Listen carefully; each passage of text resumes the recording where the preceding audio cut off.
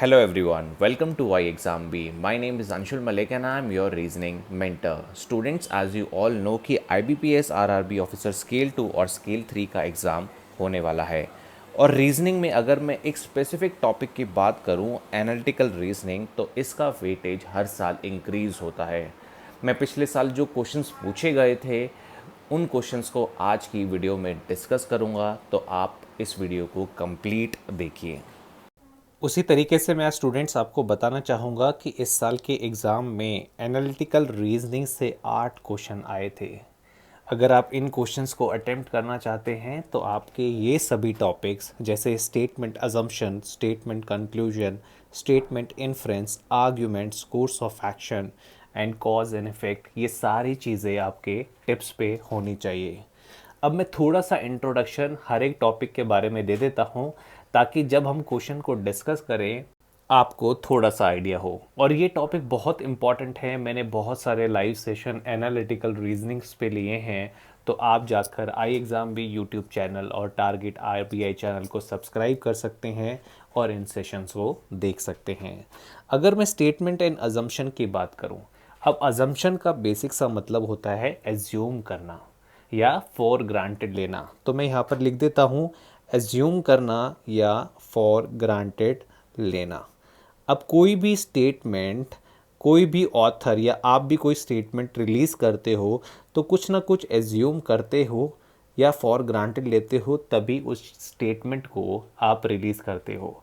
मान लो फ्लिपकार्ट के ओनर ने सेल लगाने का सोचा। अब उसके मन में दो चीज़ें आई होंगी, या तो वह रेवेन्यू को इंक्रीज करना चाहता होगा तभी वो सेल लगाने का सोच रहा है, या फिर जो उसका स्टॉक पड़ा है उसको क्लियर करना चाहता होगा। तो स्टेटमेंट से पहले कोई भी जो चीज़ होती है उसको हम अजम्पशन कहते हैं। जैसे हम यहाँ पर कोई भी लाइव सेशन का इवेंट क्रिएट करते हैं तो हम अज्यूम करते हैं कि बच्चे उस इवेंट को देखेंगे और लाइव सेशन अटेंड करेंगे। तो assumption is just about assuming anything, और किसी चीज़ को फॉर ग्रांटेड लेना, उसको हम assumption कहते हैं। और ये हमेशा स्टेटमेंट से जो पहली सोच है उस पे आएगा, मतलब स्टेटमेंट से पहले जो आपने सोचा होगा वो चीज़ आपकी assumption कहलाएगी। उसी तरीके से कंक्लूजन और इन्फ्रेंस की बात करें तो दोनों एक ही कैटेगरी में लाई करते हैं। आप गूगल पे जाके इन्फ्रेंस का मतलब देखोगे तो इसका मतलब भी होता है टू कंक्लूड, राइट। तो कंक्लूजन एक आउटकम भी हो सकता है, inference is also an outcome. तो आपको ये बात ध्यान रखनी है, ज़्यादा कंफ्यूज नहीं होना, दोनों का एक ही लॉजिक निकाल के आपको आंसर निकालना है। तो स्टेटमेंट के आधार पर जो भी आपका आउटपुट आएगा या जो भी आपका आउटकम आएगा वो कंक्लूजन या इन्फ्रेंस कहलाएगा। अब अजम्पशन और आपका पहले अजम्पशन आता है, फिर आपकी स्टेटमेंट आती है और फिर आपका आउटपुट आता है, या आप कह सकते हो कि कंक्लूजन आता है जिसको आप इन्फ्रेंस भी कहते हो, राइट। तो ये दोनों चीज़ें आपकी स्टेटमेंट के बाद आती हैं और ये अजम्पशन स्टेटमेंट की पहले आती है। तो इस सोच के आधार पर आपको क्वेश्चन को सॉल्व करना है। उसी तरीके से अगर मैं आर्ग्यूमेंट्स की बात करूं, अब आर्ग्यूमेंट का बेसिक सा मतलब है टू आर्ग्यू, राइट। आर्ग्यू करना, आप बहस करते हो अपनी नॉर्मल लाइफ में, कोई भी किसी से भी बात हो रही है तो बहस होना एक नॉर्मल सी बात होती है, ठीक है। बहस करते टाइम आप कुछ पॉइंट्स रखते हो, वो पॉइंट आपके स्ट्रॉन्ग भी हो सकते हैं और वीक भी हो सकते हैं, राइट। आप कुछ भी बहस कर रहे हो, अपनी बातों को आगे रख रहे हो, चाहे आप उस आर्ग्यूमेंट के फेवर में बहस कर रहे हो या उसके अगेंस्ट बहस कर रहे हो, वो फ़र्क नहीं पड़ता। पर जो आपने तर्क रखे हैं वो अगर आपने स्ट्रॉन्ग रखे हैं तो आपके आर्ग्यूमेंट स्ट्रॉन्ग कहलाए जाएंगे, और अगर आपने जो तर्क रखे हैं वो वीक हैं तो वो वीक आर्ग्यूमेंट कहलाए जाएंगे। तो इस चीज़ का आपको ध्यान रखना है। उसी तरीके से कोर्स ऑफ एक्शन के क्वेश्चंस भी पूछे जाते हैं, यानी कोई भी अगर आपको कोई प्रॉब्लम दे रखी है तो आपका जनरल कोर्स ऑफ एक्शन क्या होगा, राइट। तो ये क्वेश्चन भी पूछे गए थे। कॉज एंड इफेक्ट में स्टूडेंट्स ये होता है कि जैसे आप लाइट ऑन करते हो या स्विच ऑन करते हो तो लाइट शुरू हो जाती है, तो कॉज एंड इफेक्ट में इस तरीके के क्वेश्चन पूछे जाते हैं, जहाँ पर आपको दो स्टेटमेंट दी जाती हैं और आपसे पूछा जाता है कौन सी कॉज में आएगी और कौन सी इफेक्ट में आएगी। तो इस साल 8 क्वेश्चन थे एनालिटिकल रीजनिंग से। तो ये एक बहुत इंपॉर्टेंट कॉन्सेप्ट है और इसको प्रैक्टिस करना बहुत ज़रूरी है। So first question is from statement and assumption. आप इस पर्टिकुलर क्वेश्चन को ध्यान से पढ़ें और आपको जो अजम्पशंस दे रखी हैं देन उनको ट्राई कीजिए। तो पैसेज में आपको दे रखा है कि Tsar bomb was the most powerful nuclear weapon ever created, tested on 30th October 1961 as an experimental verification of calculation principles and multi-stage thermonuclear weapon designs. It also remains the most powerful human-made explosive ever detonated. अगर हम passage को समझें तो passage given above informs us about the most powerful bomb made by the humans ever, right? It also tell about the history associated with it. Therefore, from this information you have to find whether can you assume the given option, right? So first option is till date there is no other bomb powerful as Tsar bomb, right? See, we can clearly assume that till now no other bomb was powerful as Tassar bomb, क्योंकि यहाँ पर passage में already ही दे रखा है आपको। तो you can assume this particular assumption has assumption number 1 is implicit, right? अब second आपको दे रखा है कि Tsar bomb was made in China, right? So in the above passage there is no information about the place where this bomb was made. Therefore, we cannot assume that this bomb was made in China. आपको जो statement में दे रखा है आपको उसी की territory में अजम्पशन को सोचना है, अपनी तरफ से कुछ आपको एक्स्ट्रा एज्यूम नहीं करना। एंड अगर आप लास्ट स्टेटमेंट में जाओगे, राइट, इसमें लिखा है टेसार bomb was first tested in 1961 और यहाँ पर भी 1961 आपको क्लियरली मेंशन है, but the last option is the restatement of the fact which is already mentioned in the passage, right. तो जब भी रीस्टेटमेंट होगा आपका जो ऑप्शन है गलत हो जाएगा, राइट। हमेशा ध्यान दीजिए, restatement of the fact which is already mentioned in the passage cannot be considered as the implicit assumption for any kind of passage.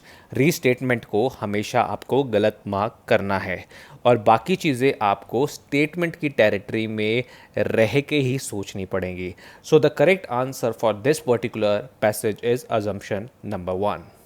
Now second passage is given to you. Try to read this particular passage और इस passage के basis पे आपको सही assumption बताना है, right. So let me read the passage for you. While dinosaurs were ancestrally bipedal, many extinct groups included quadruped series and some were able to shift between these stances. Elaborate display structures such as horns, crests are common to all dinosaur groups. And some extinct group develop skeletal modifications such as bony armor and spines. अगर हम passage को ध्यान से पढ़ें, the passage above tell us about the dinosaurs and its different types that were present in the ancient times, right?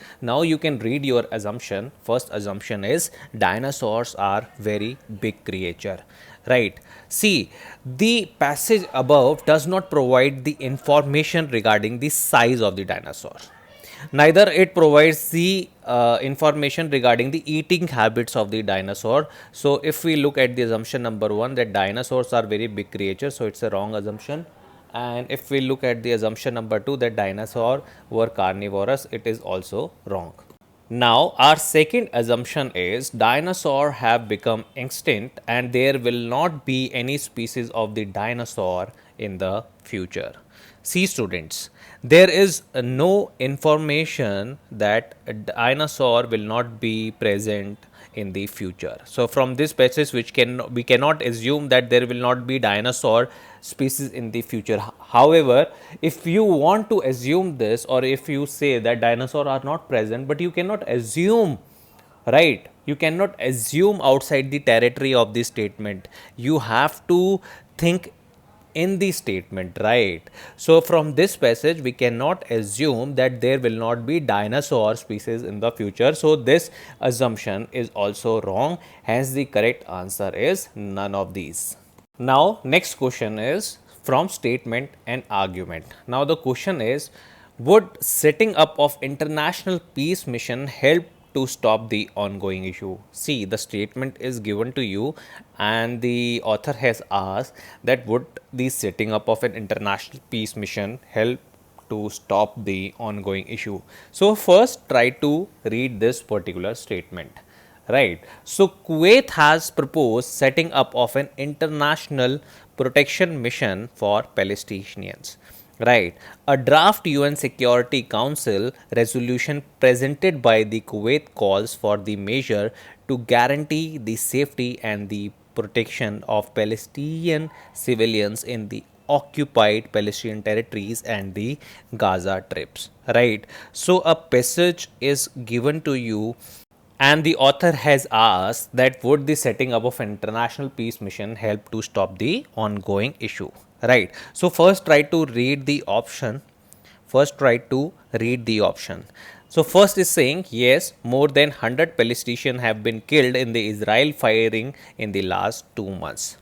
See, from this we can understand that the most appropriate answer choice is option number 1, right? As it deals with the outrage of the war, that the more than 100 Palestinians have been killed so far, so there is an urgent need to set up an international peace mission. So first argument is correct.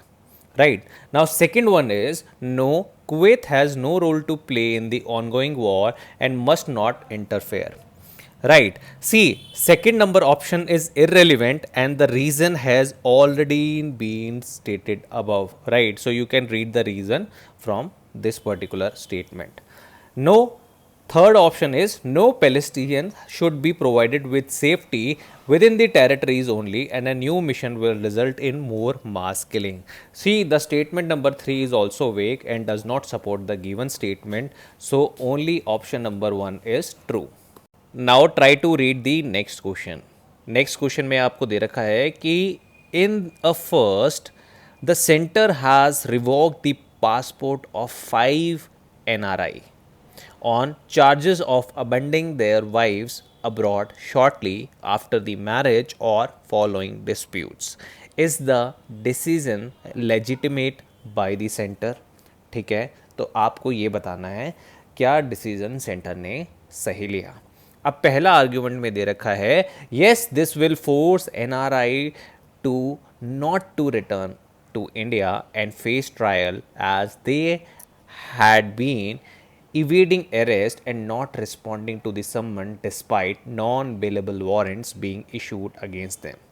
अब यहाँ पर लिखा हुआ है this will force NRI to not to return to India. अगर ऐसा करते हैं, अगर पासपोर्ट को रिवोक करते हैं तब तो उनको इंडिया वापस आना ही पड़ेगा. तो यहाँ पर अगर नॉट नहीं लिखा होता एंड ये लिखा होता this will force NRI to return to India and face trial, then ये आर्ग्यूमेंट बिल्कुल ठीक होता. पर यहाँ पर नॉट मेंशन होने की वजह से ये आर्ग्यूमेंट गलत हो जाएगा. यहाँ पर लिखा हुआ है सेकंड आर्ग्यूमेंट में no this will increase the cases of triple talaq. Triple talaq पूरे स्टेटमेंट में कहीं मेंशन भी नहीं है, तो हम क्यों ही इस आर्ग्यूमेंट को डिस्कस कर रहे हैं, तो ये भी गलत हो जाएगा क्योंकि स्टेटमेंट की टेरिटरी में रहकर हमको सोचना है, अपनी तरफ से कुछ एज्यूम करके हमें नहीं सोचना है, राइट. और तीसरा आर्ग्यूमेंट भी बेसलेस है क्योंकि यहाँ पर लिखा हुआ है no such decision should not be implemented as they effect the economy, right. तो इकॉनमी की बात कहाँ से आ गई, तो ये भी गलत हो जाएगा. तो आंसर इसका हो जाएगा नन ऑफ दीज. अब नेक्स्ट क्वेश्चन है आपका कोर्स ऑफ एक्शन पे. आप स्टेटमेंट पढ़िए एंड आपको ये बताना है which of the following statement is an are viable course of action to tackle the above problem. तो प्रॉब्लम आपको यहाँ पर दे रखी है, तो इसको ट्राई कीजिए एक बार पढ़ने का. The management of XYZ limited has been at the receiving end of the constant complaints from its employee about the HR department. The management is concerned that the poor HR management will likely spread to impact all levels of the company, causing issues such as employee conflict, poor team building, personal conflicts, and among any other issue. अब इसके क्या course of action सही हो सकते हैं, ये दो options आपको दे रखे हैं। हमेशा याद रखिएगा स्टूडेंट की कोर्स ऑफ एक्शन आपका प्रैक्टिकल सॉल्यूशन होना चाहिए। तो यहाँ पर पहला ऑप्शन है replacing HR personal with HR management software. देखो HR मैनेजमेंट सॉफ्टवेयर हम कर देंगे, पर बहुत सारे ऐसे काम होते हैं जो HR पर्सनल के थ्रू ही हो सकते हैं। अगर आप सॉफ्टवेयर को इम्प्लीमेंट कर दोगे तो HR की रिस्पॉन्सिबिलिटी पूरी नहीं हो जाएगी, या पूरा सॉफ्टवेयर आपकी HR की रिस्पॉन्सिबिलिटी नहीं निभा सकता, राइट? तो ये ठीक कोर्स ऑफ एक्शन नहीं है। सेकेंड कोर्स ऑफ एक्शन है, इन दोनों में से आपको बेटर चूज करना है, राइट? तो सेकेंड कोर्स ऑफ एक्शन आप पढ़िए। सेकेंड कोर्स ऑफ एक्शन है develop an effective training program for HR which includes guidance on the company intra departmental communication improvement. तो ये बिल्कुल सही कोर्स ऑफ एक्शन है, तो आंसर हो जाएगा ओनली सेकेंड फॉलोज। आप नेक्स्ट क्वेश्चन पढ़ सकते हैं। आपको यहाँ पर नेक्स्ट क्वेश्चन में दे रखा है, कोर्स ऑफ एक्शन ही बताना है आपको कि report suggest that the majority of the destitute widows, deserted women and physically challenged men and women in the villages of Gujarat and Rajasthan are facing unemployment issues. It has been observed that they have good handicraft and sewing skills. अब आपको जो course of action दे रखे हैं वो try कीजिए पढ़ने की। पहला कोर्स ऑफ एक्शन है the government should make all the people rich and stable. See, the option number 1 is not a correct course of action, as it is practically not possible for the government to make everyone rich and stable. तो practical होना चाहिए solution, जैसा कि मैंने हमेशा आपको बताया है कि आपको प्रैक्टिकल सॉल्यूशन देना है कोर्स ऑफ एक्शन में, और first course of action practical नहीं है। हम सेकेंड ऑप्शन की बात करते हैं, the government should provide free housing to all, right? The option number 2 does not follow, as the issue pointed out in the statement is not the lack of shelter. ठीक है, shelter की बात ही नहीं हुई है, कोर्स ऑफ एक्शन स्टेटमेंट से बाहर जा रहा है। और जैसा कि पहला ऑप्शन में पॉसिबल नहीं था गवर्नमेंट के लिए रिच एंड स्टेबल, तो सेकंड भी पॉसिबल नहीं है। Third course of action, practical course of action आपको ढूंढना है।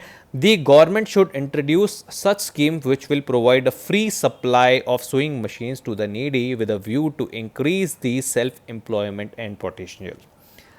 From the above information, we can determine that the next course of action will be helping those poor people who have the skill but do not have the job. तो ये course of action आपका बिल्कुल सही हो जाएगा। So this course of action is absolutely correct and hence option number 3 is correct. Students, I hope कि आपको आज का वीडियो पसंद आया होगा, एंड आप पार्ट 1 एंड पार्ट 2 की वीडियोस को ज़रूर देखिएगा, ताकि आपको पूरा अंदाज़ा हो जाए कि रीजनिंग में किस तरीके के क्वेश्चंस पूछे गए थे। That's from my side students, and thanks for watching I exam B.